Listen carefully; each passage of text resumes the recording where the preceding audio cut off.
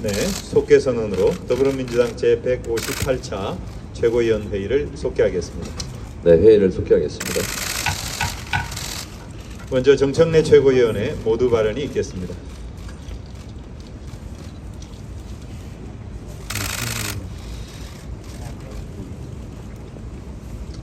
이런 정권 처음 봅니다. 대선 때 경쟁자였던 야당 대표를 누구를 알았느냐 몰랐느냐를 놓고 선거법으로 기소해 직전 경쟁자를 탄압하는 이런 정권 처음 봅니다. 반면 10원짜리 한 장 피해준 적이 없다던 자신의 장모는 통장 잔고 위조 혐의로 법정 구속이 되었어도 이에 대해 사과 한마디조차 없는 이런 정권 처음 봅니다. 학력 경력 의혹, 논문 표절, 도이치모터스 주가 조작 의혹 등 차고 넘치는 범죄 혐의에 대해 대통령 부인은 검찰의 소환조차 없는 이런 정권 처음 봅니다. 직전 대선 경쟁자였던 야당 대표는 걸핏하면 검찰 소환을 합니다. 한 번도 아니고 두 번, 세 번, 네 번, 다섯 번째까지 부르고 언제까지 부를지 그 끝을 모르겠습니다. 대선 때 선거는 패밀리 비즈니스, 가족 사업이라고 했던 사람이 대통령이 되었습니다.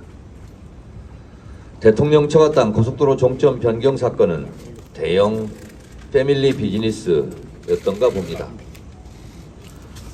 보통 해먹어도 숨어서 안 들키려 노력하면서 해먹는데 이렇게 노골적으로 대놓고 해먹는 이런 정권 처음 봅니다.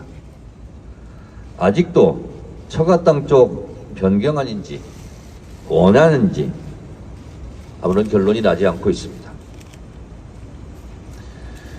이재명 대표에 대한 쌍방울 탄압은 원래 변호사비 대납 사건으로 출발했습니다. 쌍방울이 이재명 대표의 변호사비를 대납했다고 검찰발 가짜뉴스가 도하 언론에 몇 달간 도배된 적이 있습니다. 사연인즉 이재명 대표도 아니고 이재명 대표의 변호사도 아니고 이재명 대표의 변호사의 지인의 변호사의 노펌의 기업 인수 합병 비용이었다는 거 아닙니까? 변호사비 대납 사건은 거대한 가짜 뉴스로 판명되었지만 이를 보도한 언론도 언론에 흘린 검찰도 사과 한마디 없습니다. 이런 정권 처음 봅니다. 이재명 대표 단식 12일 차입니다. 오늘 공식 회의에도 못 나오셨습니다. YS 단식 때나 DJ 단식 때나 야당 지도자의 단식 때는 의례적으로라도 정부 여당이 걱정하는 척이라도 하고 때로 극적인 타협이 이루어지기도 했는데 오히려 야당 대표의 단식을 조롱하고 폄훼하는 이런 비인간적인 정권은 처음 봅니다. 진짜 단식하는 거 맞냐? 제가 국민의힘 의원한테 받은 질문입니다. 심지어 단식의 신뢰성까지 의심하며 조롱, 비난, 공격까지 해댑니다. 단식 중 음식물을 조금이라도 섭취하면 너무 식욕이 땡겨서 더 이상 단식을 계속할 수 없습니다.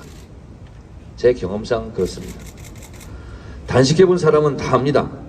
단식도 안 해본 무식한 소리는 이제 그만하기 바랍니다. 사람마다 차이는 있지만 단식 초기에는 지방질을 태우고 일주일이 지나면 단백질을 태우고 2주일이 지나면 장기를 태운다고 합니다. 매우 위험합니다.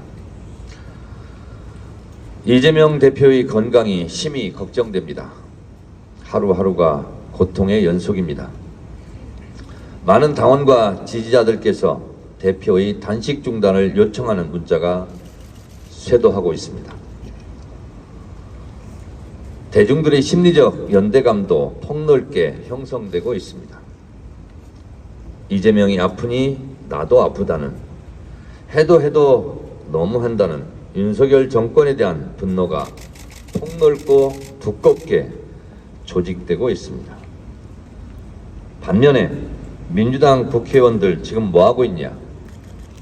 너무 평온하고 한가한 것 아니냐는 원망이 많은 것도 사실입니다. 이재명 대표를 중심으로 똘똘 뭉쳐 윤석열 정권과 대차게 싸워라. 이것이 민주당 지지자들의 공통 분모가 아닌가 싶습니다.